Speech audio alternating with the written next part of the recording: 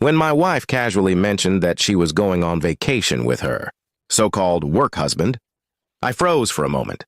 She said it with such confidence as if I had no right to question it.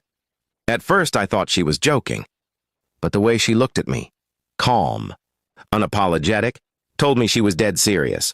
My chest tightened, and for the first time in years, I felt completely detached from her. I asked her why she thought I would be fine with such an idea. She shrugged and said, "It's harmless. We're just friends, and besides, he understands me in ways you don't." That last line burned in my head like a hot iron. For years, I had worked hard to provide, to keep our marriage stable, and this was the thanks I got. My wife choosing another man's company over mine. The more she spoke, the more her words turned into noise. I realized something important right then. The woman I thought I knew no longer respected me. If she had, she wouldn't even consider putting me in this position. I knew this wasn't just about a vacation. It was about a marriage already broken, and I was only just noticing the cracks. Instead of arguing or begging her to stay, I smiled. That smile surprised her, and she asked why I wasn't getting angry. I calmly told her, "Actually, this is perfect timing for a divorce." The shock on her face was priceless. She had expected a fight, maybe tears, but not calm acceptance.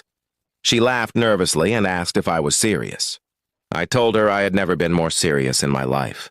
I explained that I would not stop her from going, but when she returned, she would no longer have a husband waiting for her. If she wanted to treat another man like her partner, then she could go ahead, but not while being married to me. Her face turned pale. Suddenly, the confidence she had a few minutes ago melted into fear. She started saying things like, "It's not what you think, and you're overreacting." But I had heard enough excuses in my life. I wasn't going to sit around and let her disrespect me further. For days, she tried to backtrack, saying the vacation was harmless, that I misunderstood, and that her bond with him was just work-related. But if that were true, she wouldn't have hidden the details, or spoken about him in ways that crossed boundaries. My gut told me there was more, and I wasn't about to ignore it. I met with a lawyer the very next week. The lawyer listened carefully and told me I was making the right decision. I felt a strange kind of peace, knowing that I was reclaiming my dignity. For the first time in years, I wasn't reacting emotionally, I was taking action. When I told my wife I had already filed, she broke down crying. She begged me to reconsider, saying she never thought I would actually leave. Her words were filled with regret, but I knew better. She wasn't crying because she loved me. She was crying because she was losing the comfort and stability I had always provided. I reminded her of her own words, that this man understood her in ways I didn't. I told her to lean on him now, since she had already chosen him over me. Watching her realize the weight of her choices was painful but also liberating. For once, the power was in my hands. The vacation never happened.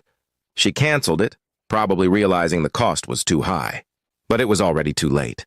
Trust once shattered doesn't rebuild with simple apologies. I had spent years being faithful, and she had taken that for granted. As the divorce moved forward, I began to feel lighter. It wasn't easy.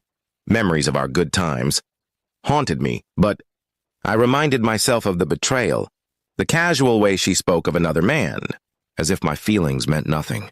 That reminder was enough to keep me strong. In the end, my wife learned that you can't have both a husband at home and a work husband for fun. Choices have consequences. As for me, I walked away with my pride intact, ready to build a new life where respect wasn't optional, but the foundation of love. And sometimes, the best revenge is not anger or shouting, it's walking away without looking back.